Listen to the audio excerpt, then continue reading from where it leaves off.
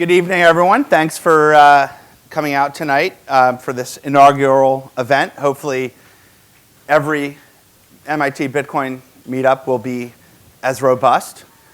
There's a whole thing on the West Coast about Stanford and Bitcoin and the Bitcoin group there. I think it's a bunch of crap. It should be MIT. Everyone should be coming out. I think MIT is a much better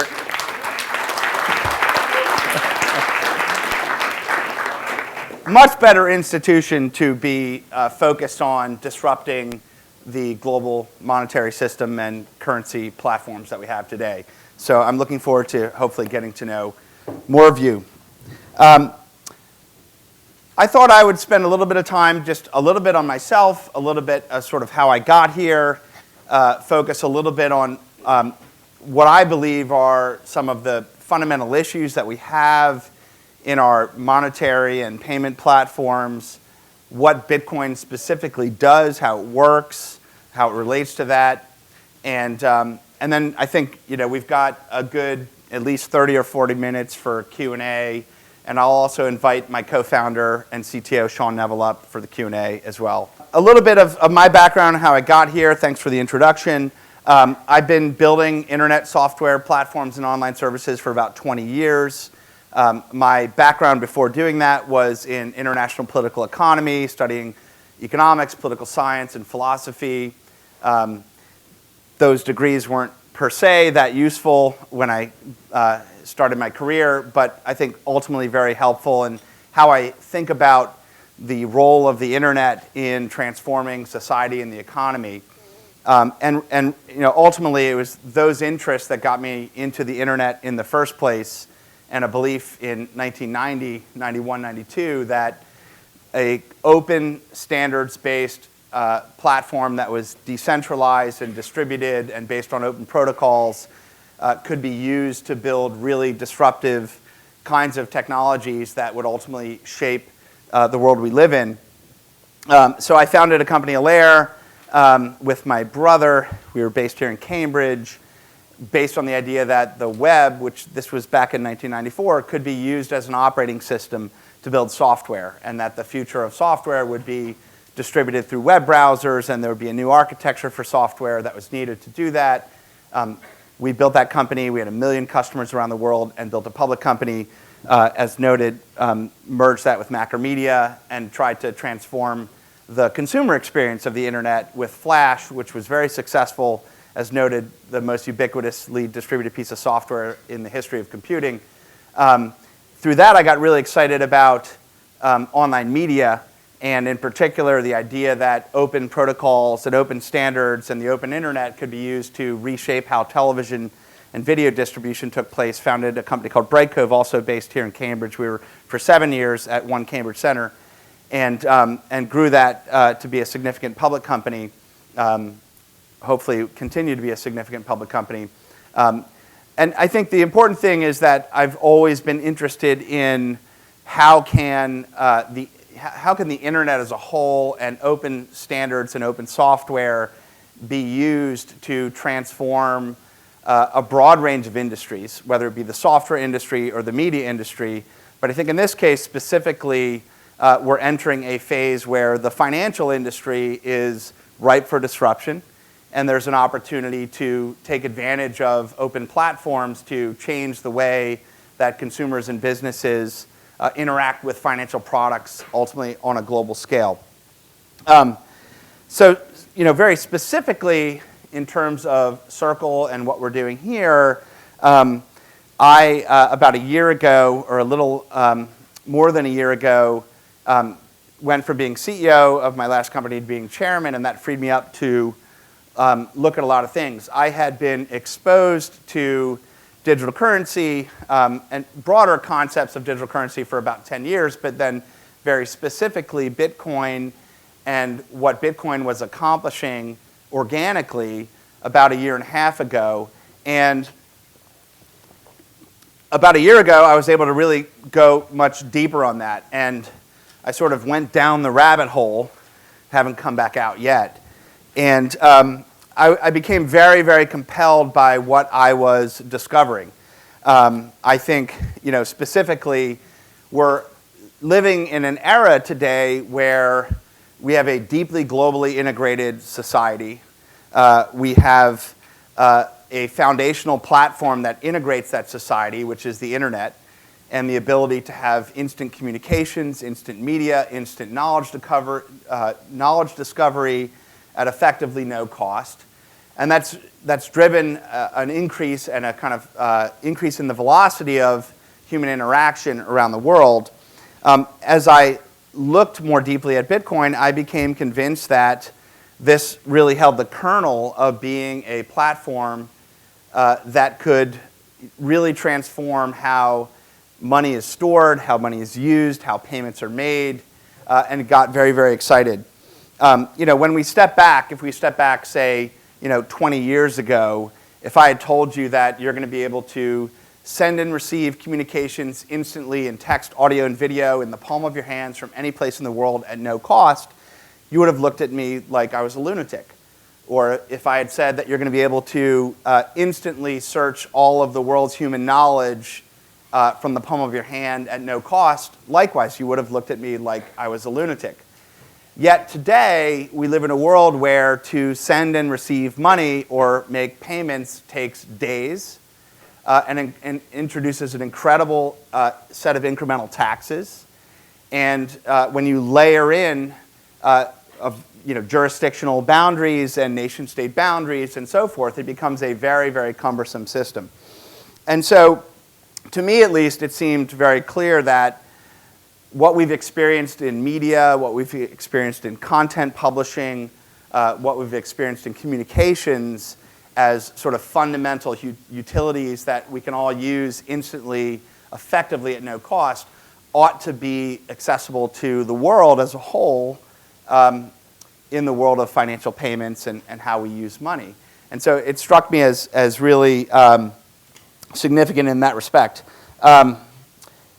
The other piece was there were some very specific technical innovations that I got really excited about how Bitcoin was conceptualized, how it was developed, how it's evolved in its development, and how it can be used and applied. That got me very, very excited. And I've been in the sort of quote-unquote internet industry for a long time, and the closest analog I can think of to the excitement I've had around Bitcoin is the excitement I had when I downloaded and installed NCSA Mosaic, which was the first web browser that actually made HTTP and HTML, interesting as a way to interact with the internet.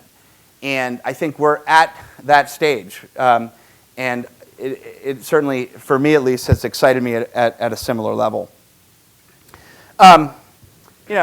Specifically, what are we talking about here? So our monetary and payment systems are actually, quite literally, pre-internet. If you think about the way you use and spend money today, the way you store your money, the way that money is sent to counterparties, whether that be a business or another individual, there are many, many layers that are involved in that. But literally, 20 years ago when you wanted to communicate with someone in, asynchronously in England or in any other country, it took about a week because you had to, write a letter and you had to put a stamp on it and send it, and those were sent through clearinghouses that were run by governments who would consolidate all those physical assets and then distribute them to their counterparties internationally, and it's a very slow process. Well, basically, our financial systems today are very similar for the average end user. Each country today maintains, or region, it's not always just a country, the European Union has the European Central Bank, but each country and each region has a central bank that is a central clearinghouse for payments and transactions. If you want to interact with someone in the global financial system, you have to manifest a transaction in your local bank that is then transmitted typically electronically to your nation's central bank. There's typically a system of then reconciling that transaction at a central bank level, transmitting it internationally, and so forth throughout the world. And you end up in a world where to send and receive money or make payments, whether you're a business receiving payments or a consumer sending and receiving money, that actually takes several days. So that's basically pre-internet. We can communicate in in sort of milliseconds around the world, but these sort of financial transactions are subject to systems and processes that literally the technology in many cases is effectively running on mainframes and doing batch processing with text files. And so we're dealing with an infrastructure that is pre-internet in many respects. And so that's the world we live in today. It is completely siloed by country. It is not interoperable globally. Every form of communications and media that we have today in the world is interoperable globally because of open standards on the internet. In the world of payments and finance, we have no such interoperability. And so there's an enormous amount of friction there, and likewise an enormous amount of expense. And that really leads to the next key piece here, which is that there are, in fact, platforms and products that exist today to help consumers and businesses use electronic means to make money transfers and payments. The card networks that we all rely on every day are great examples of that. In some cases, as consumers, the money transmission systems we use, like Western Union or money remittance systems, are also significant. But those are also fairly deeply flawed. Today, the average transaction has a tax applied to it of 2 to 3% of that transaction. Whether you're buying a cafe latte at a coffee shop or an automobile at an automobile dealership, irrespective of the actual cost it takes to process and confirm and verify and handle that transaction, there's this enormous expense that exists there today. For a business that accepts those payments, it actually doesn't happen instantly. The actual settlement of their funds takes several days as well. And so you might get the payment or you accept the payment, but it takes several days to actually handle that. There's also inherent in the existing system, not in every country in the world, certainly though in the US, there's material fraud and security risks that exist today. So every time you interact with a counterparty, whether that be a restaurant that you're buying something at or an online commerce store where you're making a transaction, you're essentially transmitting the keys to your bank account. Those credentials on your card, those numbers on your card and security codes and the like are literally keys to your bank account. If someone has those, they can spend your money. That's effectively what exists today. And as a result of that system, businesses who accept payments have had a system imposed on them where they have to focus on an incredible level of security around protecting these proprietary consumer financial credentials to ensure that people can't steal them. But obviously, we've seen that go awry, even in a place where a major top 10 retailer has invested in systems to protect that. Cyber criminals have hacked their point of sale and have taken those credentials on a massive scale. 100 million people in the United States, just in the last 2 months, had their financial credentials stolen at Target, and others as well, which have not yet been disclosed. But purportedly, it's dozens because the software that's been released to hack point of sale systems is freely available on the internet. And so, but we have a system essentially where every counterparty you interact with has to be a custodian of these financial credentials, and that creates a lot of fraud risk. And so the result is a system that has a kind of built-in insurance policy, which at face value sounds great because if someone steals your credit card information, you can get paid back. But those are real expenses and real losses for businesses and banks as well. And so that's a real issue as well. I think when you start to operate at a global or international level where people want to accept payments from people from all around the world, which is obviously increasing as we're more globally integrated and take advantage of more online services, that becomes a greater challenge. When you talk specifically about person-to-person money transfer, it's even more bleak.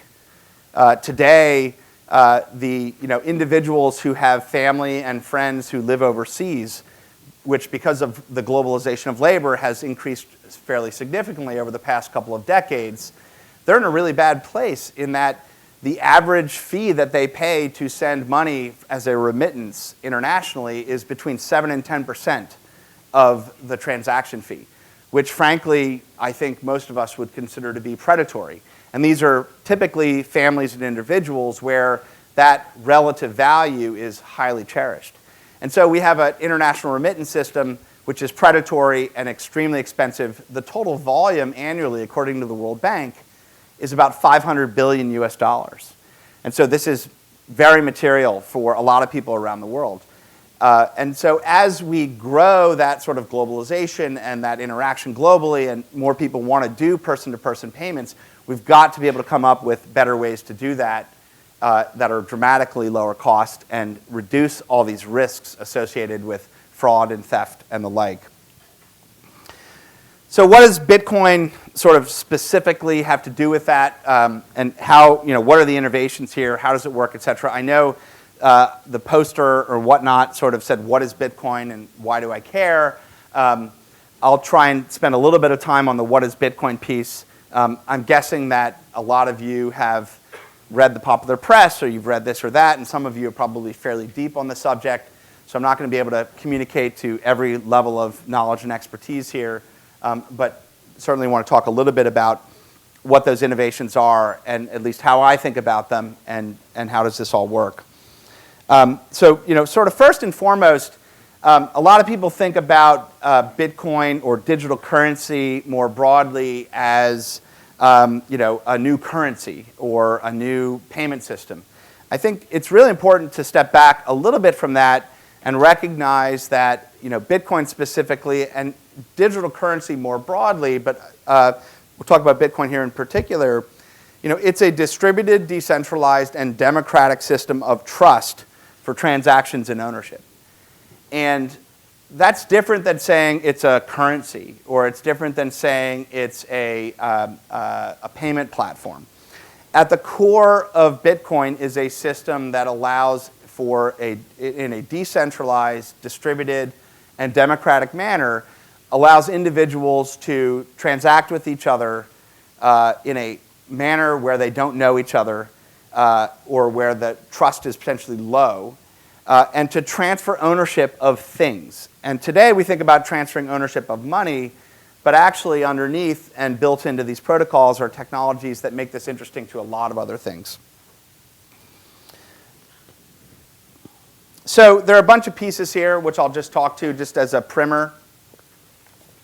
The first is the sort of core piece of Bitcoin, which is this distributed ledger or this distributed general ledger. So sort of foundationally in Bitcoin is a global general ledger that is a cryptographically verifiable ledger that essentially describes the ownership of digital units of account. Today, each unit of account is represented in Bitcoin, and I'll come back to that in a second. But at any node, anyone can download this software and install it on their computer, and they will synchronize with this global distributed ledger. And they will have a record of the ownership of units within that ledger.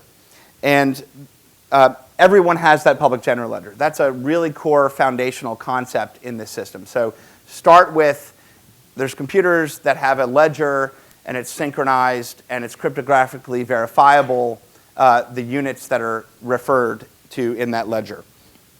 Today, the units in that ledger are known as Bitcoin. And a lot of people talk about Bitcoin in terms of the total supply. Today, there are about 12.7 million Bitcoin. But it's really important to understand that Bitcoins are, in theory, infinitely divisible. And today, they're divisible to 8 decimal points. And so today, there aren't actually 12.7 million Bitcoin. There are about 1.27 quadrillion units of Bitcoin. So the ledger itself can support units up to that scale, about 1.27 quadrillion units, can be referenced and reconciled on this global general ledger. The units themselves can be transferred between addresses using digital signatures and public key cryptography. And so what that means is that If I have units of Bitcoin in my address and I want to transfer those units of Bitcoin to another address, I can do that in a cryptographically verifiable manner such that the network as a whole can confirm that indeed I have transferred those units to you as another party on the network. And there's no central clearinghouse that does it. It's a distributed decentralized network that confirms that and verifies that for everyone involved with that. The other benefit of this is in this model, the sender of those units of account doesn't need to disclose any personal identifiable information. They don't need to provide any particular financial credentials. Essentially, they're able to sign that message and that transaction with a private key. And the recipient knows at the time of receiving that transaction that the person who signed that message actually owns those assets. They know that those units that they have, that they actually own them, and can verify that at the time of transaction. And they don't need to carry any of that security risk of storing that individual's personal information or private information to use the system. So once units are transferred, actually what happens is that you can think of it as sending a message to the network. So I want to transfer units that I have on this ledger from my address to someone else's address. That's broadcasting a message to the network. And there are nodes on the network that act as what are called miners, which is a bit of a misnomer, but it's nonetheless still a helpful concept. And those are nodes on the network that actually watch for essentially new transactions that have come into the network and grab those and confirm them. They confirm them using these cryptographic methods. And once they've confirmed, once a certain number of those nodes on the network have confirmed that, then it's a valid transaction. So essentially, this is the sort of democratic and decentralized part of this network. Anyone can contribute computing resources to process and verify and confirm these transactions without a central clearinghouse or central authority. These miners do this for two reasons. One is that they have the ability to generate a small transaction fee that's associated with the transactions that are broadcast to the network, and that's typically very de minimis today. The bigger reason that they do this is that if they're the first node to what's called find a block, and they do that, a block is a collection of transactions that are new to the network. The way that they do that is by solving a cryptographic math problem. If they're the first to solve that problem, then they get to process that block of transactions and they're rewarded with newly issued Bitcoin. And so the growth of the supply of Bitcoin is governed by a number of things, but as miners process transactions, they're rewarded as an incentive with that newly issued Bitcoin. And so these miners are both essentially providing the transaction verification and confirmation system for the global network, and they're de facto securing the network by contributing computing resources. Any third party that wanted to try and disrupt the network would need to overwhelm the total computing power of the network to do that. And there are estimates on what that looks like today.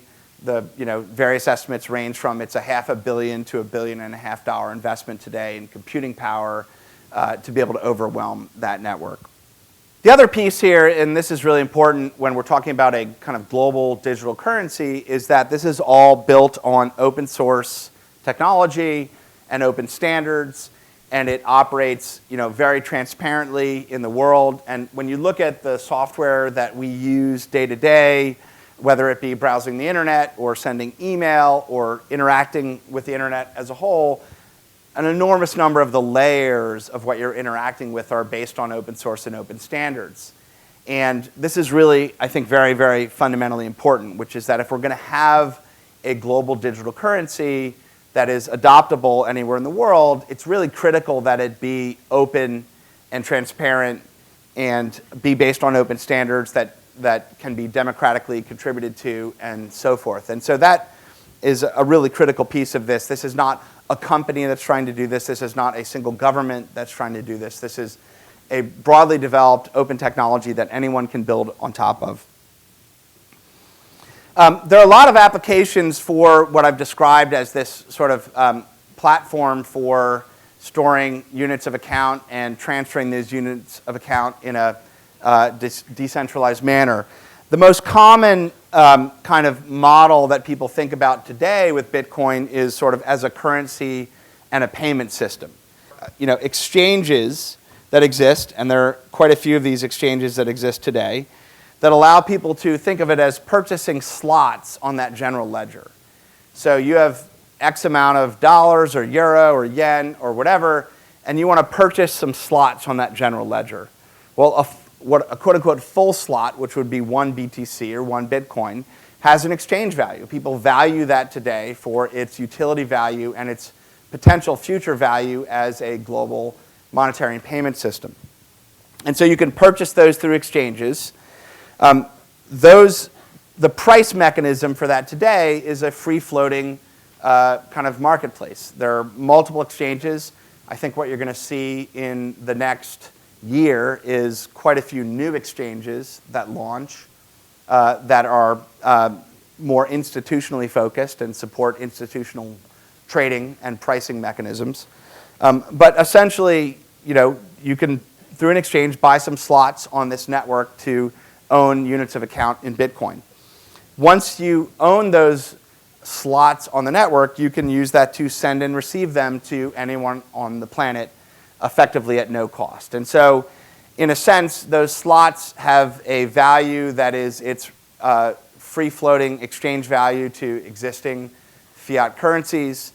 And as you send and receive them, the users that send and receive them can exchange them likewise through these exchanges into their local currencies for use in those economic systems. The sort of focus on Bitcoin as a kind of currency and payment platform I think is an appropriate one because that's a very significant one and it relates to some of the issues that we talked about in the existing monetary and payment systems. But there are a lot of other really compelling uses of this technology. When you conceptualize this as a sort of decentralized, distributed, general ledger that can be used to demonstrate ownership with a system of trust around it, that can be used in a lot of ways. So there are some concepts that are out there that people talk about. There's a concept of colored coins. Think of it this way. If you've got a small unit of Bitcoin and you can attach some metadata to that small unit of Bitcoin and quote-unquote color that coin, and you have the ability to then, in a cryptographically verifiable manner, transfer ownership of that unit from one person to another person, then you have the ability to manifest forms of essentially title and property transfer in a decentralized, distributed manner that works anywhere in the world. And so a lot of people are starting to think about how can you use this distributed ledger and this digital bearer instrument to manifest forms of smart property, to manifest forms of representing title to objects, whether they be virtual or physical, and to make that work on an international or domestic basis. So there's some really exciting things that can be done with that, and that's really basically possible today on top of the stack that's there. There's some other concepts which is, built into these protocols is a mechanism to execute script. And specifically, it's a set of code that runs that handles some of the specific kinds of transactions that the Bitcoin network handles today. But that's somewhat constrained in what it can do. But even what it can do today is still powerful. So for example, if you wanted to have a transaction which involved multiple parties and multiple signatories, you can do that today, such that if you wanted, I'll just use a basic real world example, if you are parents and you have a kid and you want to give the kid some money and you want the kid to be able to spend money above a certain threshold, but if they want to spend money above a certain threshold, it requires at least two or at least one signature from a parent. Then you can manifest a kind of financial contract between parent and child that is enforceable over this network, again, without a centralized authority to manifest that. And so, in general, these sort of escrow mechanisms, multiple signature transactions, enable us to conceptualize various methods of financial contracts that can be run over this network and run in this globally distributed system. And I like to think about, and this is from Sean, who I'll have come up in a few minutes, is the Bitcoin network is actually a massive distributed computing network. It is a massively distributed computing network that can run a fairly constrained set of algorithms today. But as that technology evolves, it's going to be able to do a great deal more. So the sort of use cases for this go well beyond the trivial use cases that we think about and hear about in the popular press today. Where are we today? We're in the 1994 of Bitcoin and digital currency. So there was a web browser that shipped in late 1993, NCSA Mosaic, and people got really excited and said, wow, this web thing's really cool. And people started to think about, how do we build commercial businesses on top of this? How do we make this accessible to a mainstream user base with software and services to take advantage of that? And businesses started to issue press releases that said, we have a website, isn't that amazing? And we're in a very similar place with Bitcoin and digital currency today. The software has gotten a lot of people excited. It's gotten broad interest and attraction, but we're still really in a very immature stage of this today. And I think a lot of the quote-unquote debates that happen out there are very binary and polarized, like Bitcoin won't work or Bitcoin will work. And it's a very naive point of view, because this technology and the businesses that are built around it are going to rapidly evolve. And the innovation in the core software that supports it is going to rapidly evolve. And we're going to be looking at a radically different world a year from now, 2 years from now, 5 years from now, 10 years from now. And I predict in 10 years, we will look at what's happened in this space much like we looked back at what happened with the birth of the web. We're in a very, very similar place.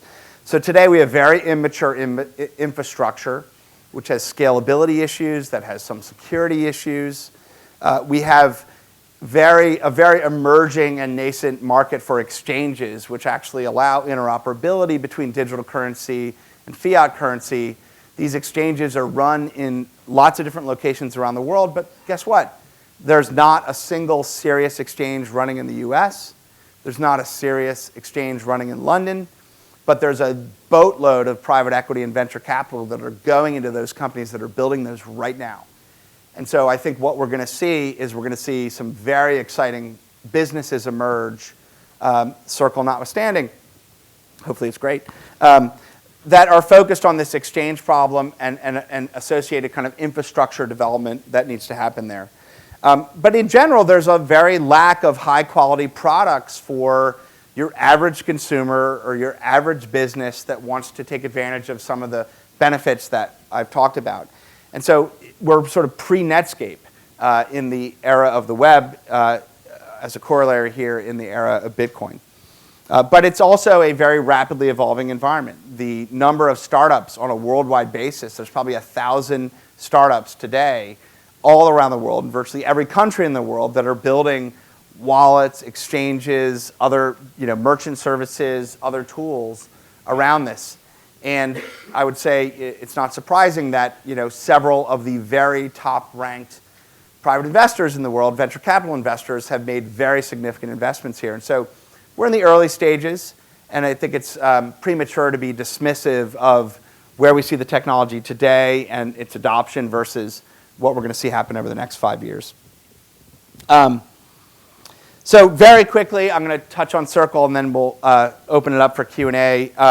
So what are we doing? So we're a venture-backed company.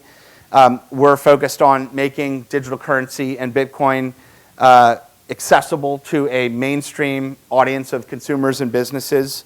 There's sort of two things that we're doing. We haven't launched our products yet. We're getting close. The first is for consumers. We want to make it very, very easy to purchase digital currency, to store that in a highly secure way so that you don't have to worry about it being stolen. And then providing applications that can be used on smartphones, tablets, and PCs to send and receive digital currency and make payments with it. including kind of touchless payments on a person-to-person or person-to-merchant basis.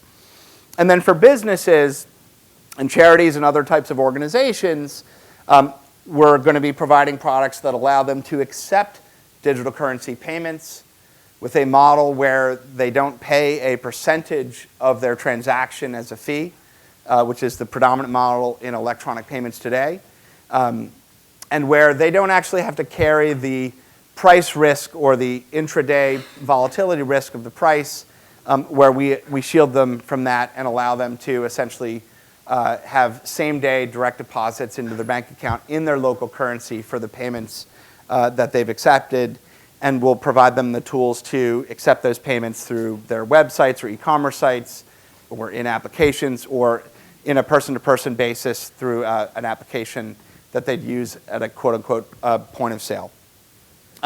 We're a regulated business here in the United States.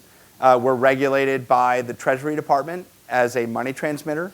So that means we have a set of compliance requirements for knowing who our customers are, monitoring transactions, reporting suspicious activity, and trying to address issues of money laundering and fraud. And so those are key parts of what we're doing in our products and are really important to mainstream success.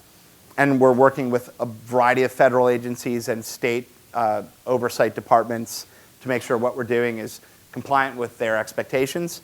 We're trying to build this company globally, and so there's a similar process that we have to go through in a variety of international markets to ultimately build what we're doing. So that's what I wanted to share, and I hope that was helpful. Thank you.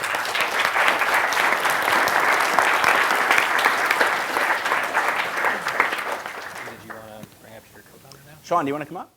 One of the things that we've really pushed for is to have a uniform or national approach specifically around digital currency kind of licensing that would allow companies in a much more streamlined manner to, in a consistent way across the country, get a license. And then the compliance side of things, actually, there are some fantastic startups that are focused on both the kind of compliance human resource sort of skill set, and then there's startups that are very focused on essentially the infrastructure for know your customer, anti-money laundering. And you can think of those as sort of, software as a service or scalable products. And so, if those things happen, I think it's viable for more businesses to be licensed on a national basis. But if you're trying to come up with innovations that build on top of the software that's there today, there's nothing that necessarily is going to force you into being a regulated business.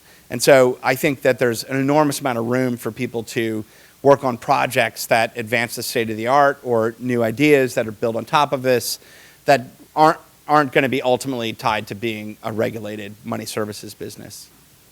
So, question about security. The other venture-backed startup in this space is Coinbase, and they make a big deal about how they store a lot of 90%, now even more, offline. What are some clever approaches to security that you guys are adopting that other exchanges aren't? Sure. You want to take that? Sure. Go ahead.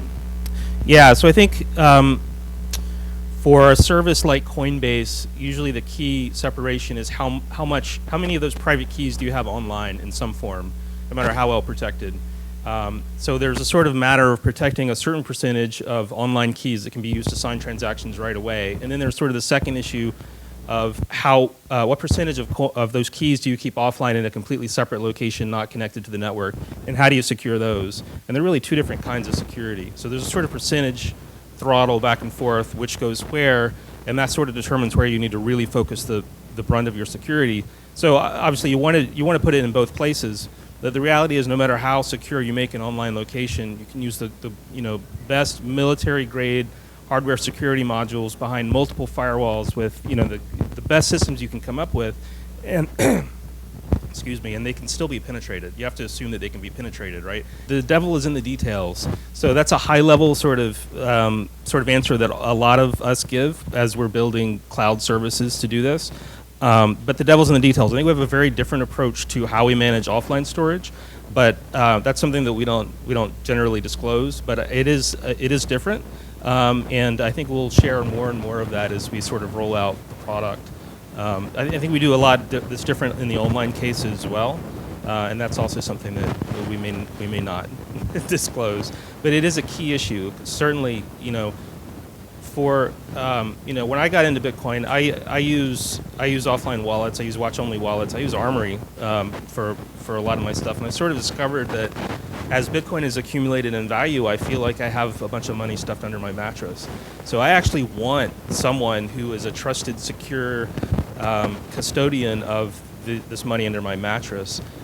So I think we need to share enough to let people know as transparently as we possibly can that we are that custodian, but also we don't want to open any security breaches by oversharing too much information. So if you're going to use Bitcoins and you're trying to do rapid transactions, say with your company, how do you get around the issue that it takes around 7 minutes to verify each blockchain and you have to wait, according to the prescription of the protocol, 4 or 5 blockchains before you know something is secure? So it's like 40 minutes. How do you get around that problem or address that? Okay. Yeah. So there are a couple answers, but I think the key sort of technical piece is there's a difference between being able to validate a transaction, which you can do instantly, and confirming a transaction. So if Jeremy sends me money, I can validate right away that he owned the private key. He had the ability to sign that transaction. I can't be sure that he's not going to send you the money as well. So really the confirmation and the weight is on protecting that double spend problem. So it turns out in practice, the double spend is reasonably difficult to do. For a certain threshold of purchases, it just doesn't make sense to attempt to double spend small value transactions. So in certain cases, it may make sense for, say, the coffee shop owner or the food truck to say, I just care about transaction validation. I don't actually care about the double spend problem, particularly if their sort of wallet service is hosted with a custodian who shields them from some of that danger. So that's sort of part of the answer. The other sort of technical answer is it's a problem. It's a problem that the blockchain itself for on-chain transactions can only accommodate about 5 to 7 transactions per second because of how slow it is to get new blocks into the network. And it's something that's going to have to be addressed, and people are working on sort of the technical issue of how they ramp up transaction volume in a meaningful way. And there are a lot of different sort of thoughts about how to do it, ranging from the typical sort of micro-transaction approach of just batching up a bunch of separate transactions into one new logical transaction, and a number of other sort of approaches. None of them are sort of winning out yet, but it's one of those problems that will have to be addressed. And then the final piece is for some services, say like a Coinbase or a cloud service. If you are a merchant and you're selling me a cup of coffee, and I'm a customer of that same service, that custodian knows that we both have those private keys and can essentially swap the private keys of the unspent outputs in an off-chain transaction without even bothering with the blockchain. There's no chance that it could be double spent. So that's an optimization that is possible to make for some cloud services. The outlook in the regulatory environment, it's a multi-layered issue. This is not a sort of binary, it's great, it's bad. What I would say is, first and foremost, I actually think the United States has been the most progressive country in the world in thinking about and applying regulations in this space. They are leading the market. They are the first country to issue guidance and provide a framework for commercial operations of a business.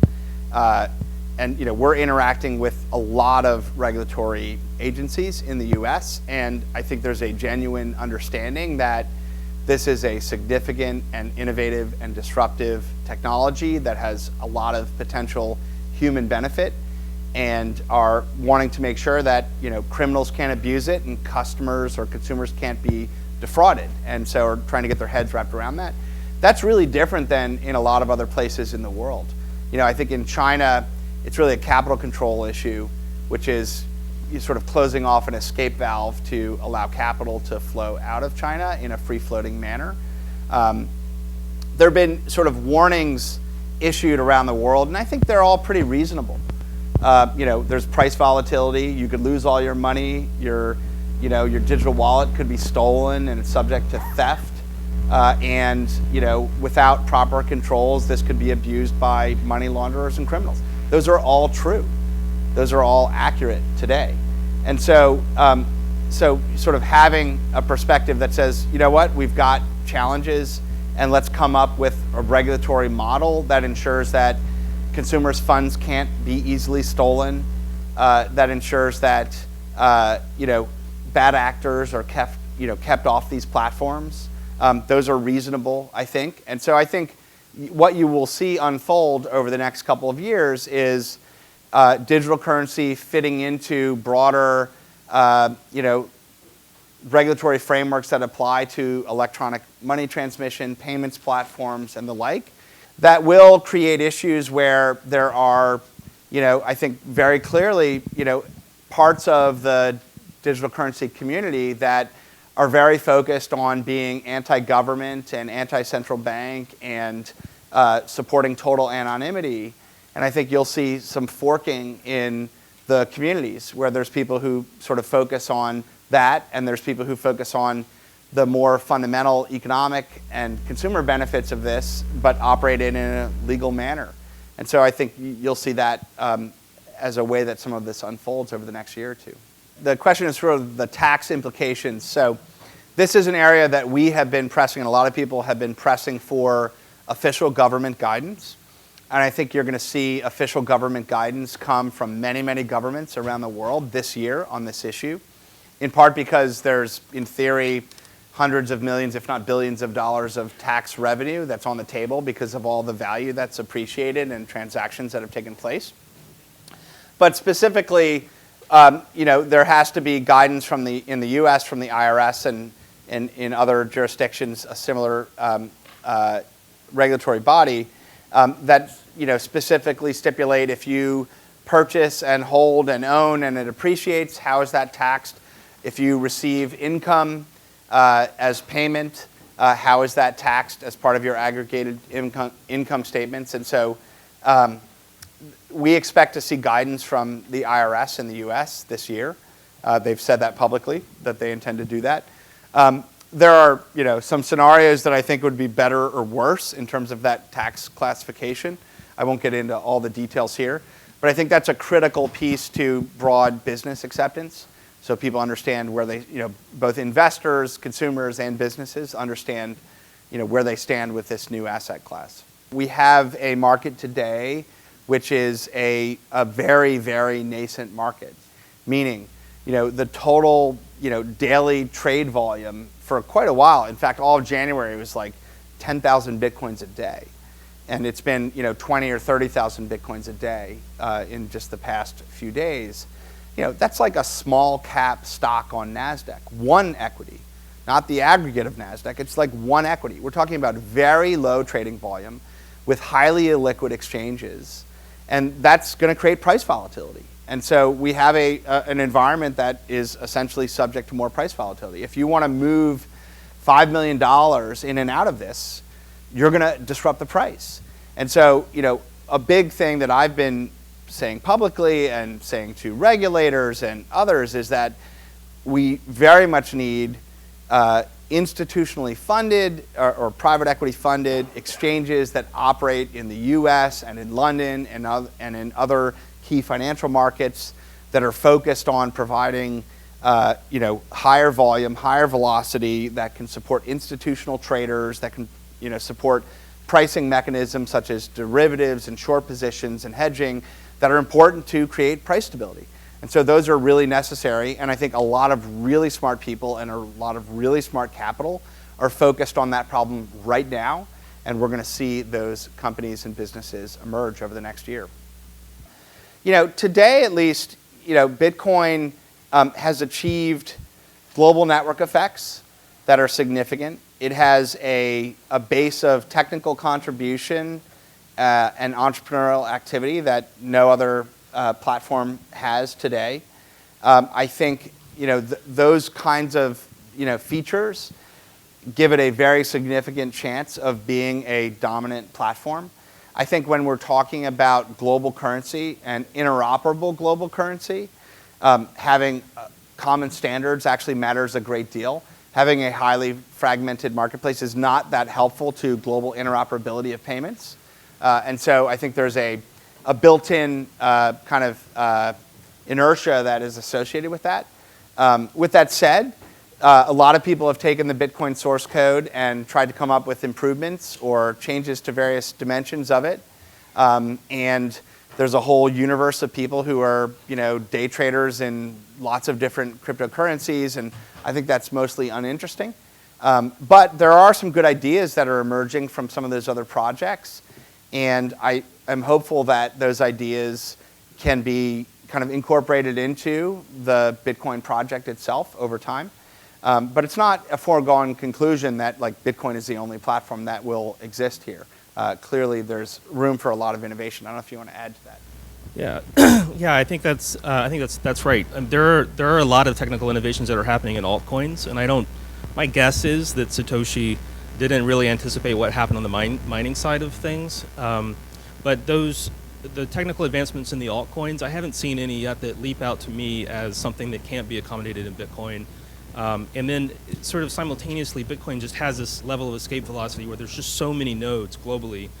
So as Jeremy sort of was speaking about it earlier, this sort of the way transactions are signed and the way keys are verified, that's actually not sort of hard coded into Bitcoin. What happens is that these scripts, these opcodes are executed. So what we really have is this massive sort of distributed interpreter that can interpret this script. It's just that right now that script only does two things, really. It verifies transactions and it generates Coinbase transactions, which is how miners get new coins. But it can do a little bit more than that. It is pretty limited, but just the idea of having a piece of software that's that widely distributed, that's not centralized, it's not controlled by anyone, that's pretty appealing. It's not something that any of the altcoins, aside from sort of discussions about pump and dump and that, it's not anything that any of the other altcoins have managed to replicate. And then, sort of finally, for us, we really believe in this sort of hybrid economy notion of fiat currency doesn't really go away. Fiat currency and digital currency cooperate, and there are optimizations of one another.